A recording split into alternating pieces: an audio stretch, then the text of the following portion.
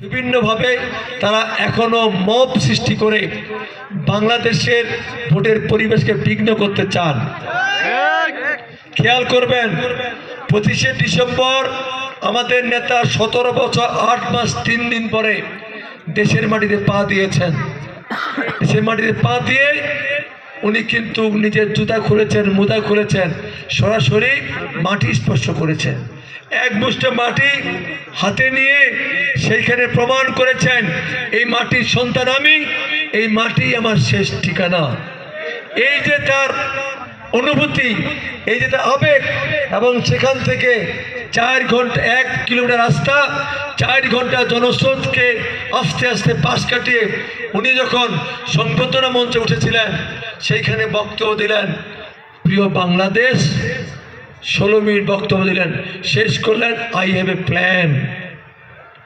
একটি শব্দ, একটি বাক্য, কোনো ব্যক্তি, কোনো দল, কোনো গোষ্ঠী, কোনো প্রশাসন কারো বিরুদ্ধে বললেন না।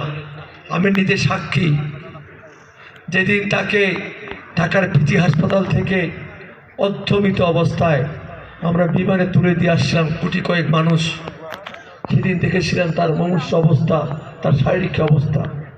সেই মানুষটা কে তাকে নির্যাতন করলো, কে তাকে নিপীড়ন করলো, কে তাকে অর্ধমৃত করলো, উনি একটি ব্যাপারও কারোর জন্য প্রতিশোধ নেবেন বা কারোর উপর কোনো বিরূপ মন্তব্য করবেন, একটি কথা বললেন না। এই যে তার মেসেজ, এই মেসেজটাই কিন্তু আজকে ওই যে 10:30 দল, 11:30, 10 দল, তাদের গাত্রদাহ, তারা মনে করেছিলেন তারেক রহমানের গতানুগতিক কথা বলবেন, তারেক রহমানের গতানুগতিক বক্তব্য দিয়ে অনেকের বিরুদ্ধে বিষোদ্গার করবেন, কিন্তু তারা ভুলে গেছেন এই তারেক রহমান বাংলাদেশের স্বাধীনতার ঘোষক শহীদ জিয়াউর রহমানের পুত্র। এই তারেক রহমান বাংলাদেশের গণতন্ত্রের রূপকারী মহিষী নারী খালেদা জিয়ার সন্তান। কাজেই তাদের চিন্তা, তাদের চেতনাতে ধারণা ওই 16 মিনিটের বক্তব্যে শুধু বাংলাদেশ নয়, পৃথিবীর বিভিন্ন মিডিয়ায় ইতিমধ্যে সবাই বলছেন এটা একটি ঐতিহাসিক রেকর্ড করা বক্তব্য। এই যে তার বক্তব্য এবং এই যে আই হ্যাভ এ প্ল্যান, এটাকে নিয়ে এখন শুরু হয়েছে সমালোচনা, শুরু হয়েছে বিভিন্ন রকম মিথ্যাচার। শুধু আমি বলতে চাই, আজকে তারেক রহমানকে সমালোচনা করছেন, তার মা দেশনেত্রী বেগম খালেদা জিয়া 30শে ডিসেম্বর মৃত্যুবরণ করেছেন। 31শে ডিসেম্বর তার জানাজা হয়েছে। খেয়াল করবেন, সেই জানাজা আমার সবাইকে শরীক হওয়ার, সমস্ত ঢাকা শহরটা হয়েছিল জানাজার শহর। কেউ বলে 1.5 কোটি, কেউ বলে তারও বেশি মানুষ সেই জানাজায়, রাস্তায় ঘাটে, বাড়ি বারান্দায়, ছাদে, এমন কোনো জায়গা নাই যে মানুষ জানাজায় দাঁড়িয়ে নাই। সেখানে মানুষের কন্দন, মানুষের আহাজারি, এবং সেই আহাজারি কন্দনের মধ্যে তারেক রহমান বক্তব্য দিলেন 0.5 মিনিট। আমার মা যদি কোনো অন্যায় করে থাকে, কারো কাছে কেউ যদি তার পাওনা থেকে থাকেন, আমাকে বলবেন, পরিশোধ করে দেব। সবাইকে ধন্যবাদ, আসসালামু আলাইকুম। দেখেন, এত বড় একটি জানাজাতে 0.5 মিনিট বক্তব্য দিয়ে শেষ করলেন। এই যে তারেক রহমানের শিষ্টাচার, এই যে তারেক রহমানের দেশপ্রেম, এই যে তারেক রহমানের বর্তমান অবস্থা, এটাই অনেকের আজকে মাথা নষ্ট হয়েছে। উনি পল্টনে জনসভা অফিসে গেলেন, সেখানে প্রত্যেকটা ছাত্রছাত্রীকে বললেন, তোমার হাতের টিস্যুটা তুমি আর ওই রাস্তায় ফেলে দিও না, তোমার ময়লা টিস্যুটা পকেটে রেখে ডাস্টবিনে ফেলে দাও, কারণ এই দেশটা তোমার, এই দেশটা ডাস্টবিন, এই দেশটা, এই ময়লা তুমি করবা, তুমি তোমার দেশকে ময়লা করছো। এই যে তার চিন্তা, এই যে তার চেতনা, এই যে তার যে মানসিকতা, এটা আমাদের প্রত্যেকে ধারণ করতে হবে।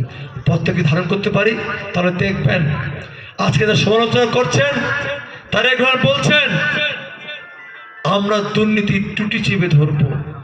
4টি গানের কথা নয়। আজকে বিএনপিকে কটাক্ষ করছেন, তাহলে বিএনপির সঙ্গে আপনারা সরকারে ছিলেন, আপনারা 2-2টা মন্ত্রণালয় ছিলেন, কই সেদিনও তো আপনারা আমাদের বিএনপির থেকে সেই মন্ত্রণালয় সময় থেকে আপনারা পদত্যাগ করে বলতে পারতেন যে বিএনপি দুর্নীতিবাজ? তখন তো বললেন না। এই তো কয়েকদিন আগেও তো বললেন সে 2001 থেকে 2006 সালে যে আমাদের সংসদ ছিল, যে সরকার ছিল, সেটা ইতিহাসের সব ভালো সরকার ছিল। এখন তাকে নেগেটিভ কথা বলছেন কেন? কারণ ইতিমধ্যে বুঝতে পেরেছেন আপনারা আমাদের মুসলমান ভাইদেরকে জান্নাতে ঢুকাই দিয়ে আছেন। মনে হচ্ছে আপনারা বেহেশত থেকেও ঢুকেছেন, সেখান থেকে মনে কথা বলে বলছেন তাদের মার্কায় ভোট দিলে জান্নাতে প্রবেশ করা যায়, তাই না? এই যে আপনাদের ট্যাবলেট, এই ট্যাবলেট আর বাংলাদেশের মানুষ খাইতে চায় না। এই ট্যাবলেট বিক্রি শেষ, এখন নতুন ট্যাবলেট নিয়ে আসছেন। কি? আমাদের মা বোনদের বাড়িতে যাচ্ছেন, অসত্য শুধরানোর চেষ্টা করছেন। কি করছেন? তার ভোটার আইডি কার্ড নেওয়ার চেষ্টা করছেন, তার বিকাশ নাম্বার নেওয়ার চেষ্টা করছেন, তার মোবাইল নাম্বার নিচ্ছেন, প্রলোভন দেখাচ্ছেন যে 1000-2000 টাকা দিয়ে তার ভোটটা কিনবেন। ভাইরে, এই যে ভোট কিনবেন, এটা কি ইসলামের জায়েজ? ইসলাম এটাকে কি বছরে দেখবে? আপনারা ইসলামী আইন প্রণয়ন করবেন, আপনাদের নামের সঙ্গে ইসলাম আছে। ইসলাম কি ভোট কেনাকে জায়েজ বলে? আজকে একটা পর একটা ইসলামকে ধ্বংস করার মতো কর্মকাণ্ড করবেন, নিজেরা শিরক করবেন, ইসলামকে আজকে ধুলুঞ্জলি দিবেন। এই জন্য দেখেন আপনাদের সঙ্গে একসঙ্গে থাকলো ইসলামের শাসন আন্দোলন চরমোনাই পীর। আজকে তাদের বক্তব্য শুনেন, আপনাদেরকে মুনাফেক কাফের এমন কোনো শব্দ নাই দাঁড়িপাল্লাকে বলছে না, তাই না ভাই? আমি যে মুসলমান লজ্জা পাই, কষ্ট হয়। আপনি ইসলামী শাসন আন্দোলনকে গাড়ি দিচ্ছেন, তারপরে গাড়ি দিচ্ছেন। ইতিমধ্যে এই দাঁড়িপাল্লা ইতিমধ্যে ঘোষণা দিয়েছেন তারা সরকার গঠন করলে সমস্ত পীর, সমস্ত অলি, সমস্ত তরিকা, সমস্ত বাউল সবগুলো নাকি মাটির সঙ্গে মিশিয়ে দিবেন। আজকে বলতে চাই, এই অঞ্চলে কিন্তু কারা আগে ইসলাম প্রচার করতে আসছে? ওই যে শাহজালাল, শাহপুরান ভুলে গেছেন? আজকে তাই বলতে চাই, আপনি যে জান্নাতের টিকিট দিয়ে যাচ্ছেন, এটা কোন ফতুয়া? এটা কোরআনের কোথায় লেখা আছে? আরো বলছেন কবরে গেলে নাকি প্রথম প্রশ্ন করবে কোন মার্কায় ভোট দিয়ে কবরে আসছো। নাউজুবিল্লাহ। তাহলে ভাই 2009 সালে ভোট হয়েছিল না? দাঁড়িপাল্লা মার্কা ছিল, ধানেশিয়া নৌকা ছিল, দেলোয়ার হোসেন সাইদি, মতিউর রহমান নিজামী, আলিয়াসে মুজাহিদ সাহেব কোন মার্কায় ভোট দিয়েছিল? ধানেশি। 18 সালে আমি ভোট করছি না ভাই? কি দাঁড়িপাল্লা ছিল? সেই সময় এই দাঁড়িপাল্লা কোন মার্কায় ভোট দিয়েছিল? ধানের শীষ। তাহলে এই 2009 থেকে 18 থেকে 26 জামাতের লোকজন মারা যায় নাই? তাদের কবর কি হচ্ছে? কি ভাই?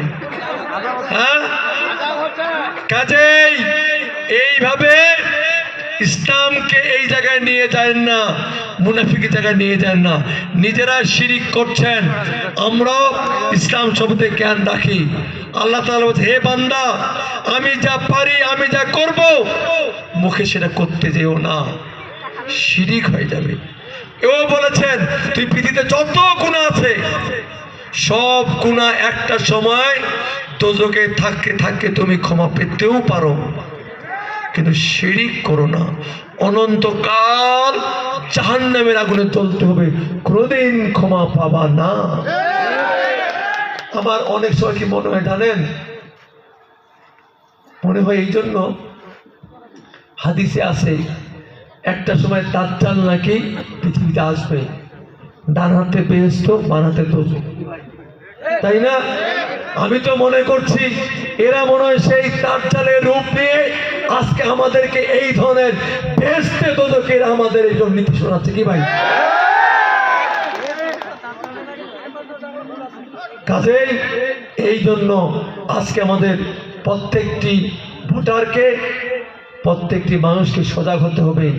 তাদের এই সব অপকর্ম আমরা ইনশাল্লাহ, আমরা যারা তারা অনেক কথা বলে, দুর্নীতি করবে না। ভাইরে, আপনি আমার পবিত্র ধর্মকে তো দুর্নীতিতে শেষ করে দিলেন, ইসলামকে তো দুর্নীতি শেষ করলেন। বেহেশতের টিকিট দিলেন, এই যে বিকাশ নাম্বার নিচ্ছেন, এই যে কর্মকাণ্ডগুলো করছেন, এগুলো কোন দুর্নীতি? আপনি তো আমার ধর্মকে নিয়ে দুর্নীতি করলেন, আর দেশ চালার ক্ষেত্রে কি করবেন ইতিমধ্যে আমরা বুঝেই ফেলেছি কি ভাই। কাজেই অনুরোধ থাকে আপনারা সজাগ থাকবেন।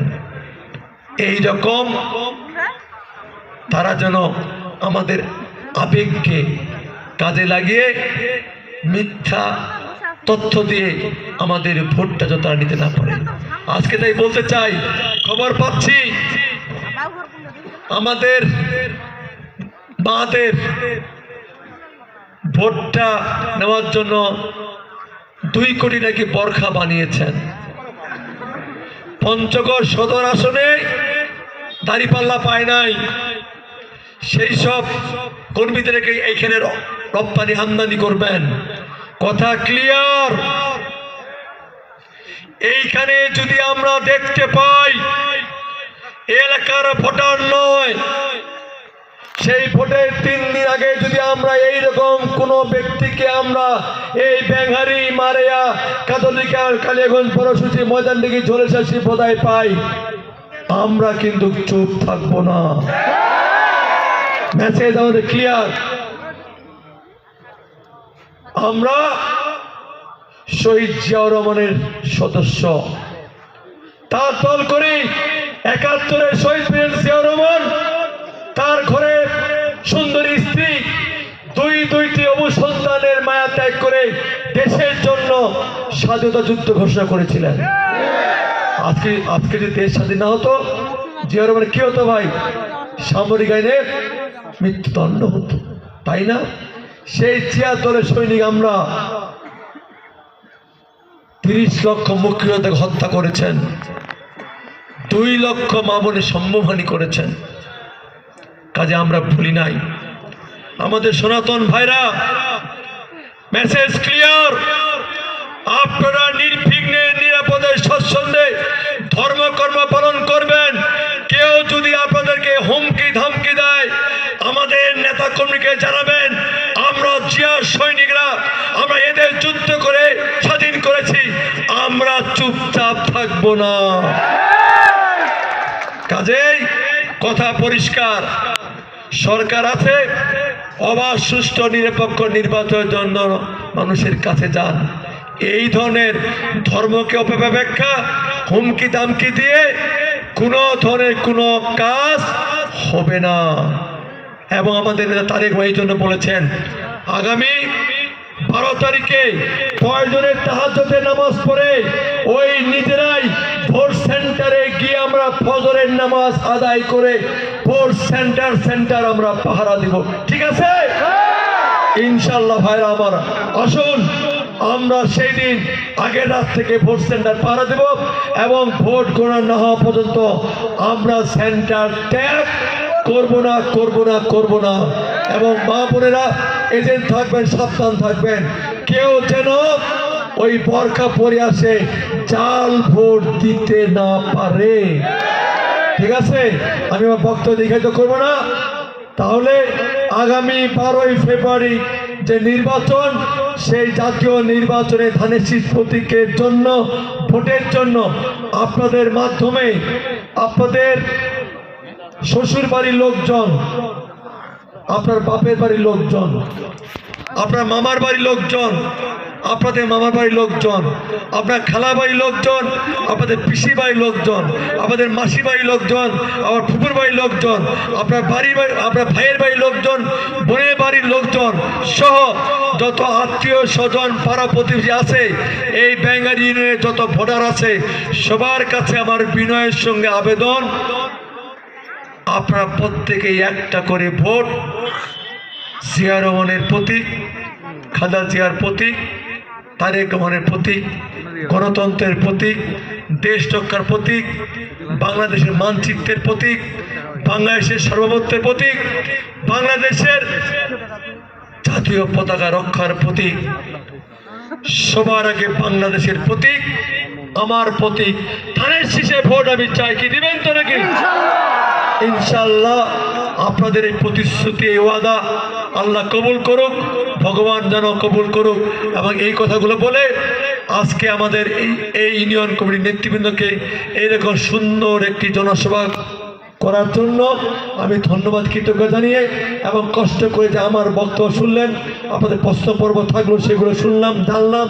ইনশাল্লাহ আসুন আমরা ঐক্যবদ্ধ হয়ে আগামী দিনে একটি, আমরা দক্ষিণপন্থী না, পশ্চিমপন্থী না, উত্তর না, দক্ষিণ না, মধ্য না, আমরা দিল্লি নয়, পিন্ডি নয়, আমরা থাকবো বাংলাদেশ।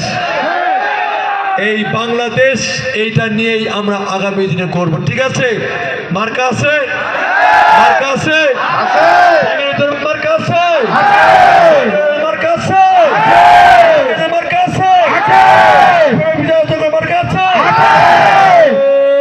সেই মার্কা আরো জোরে জানিয়ে দেন।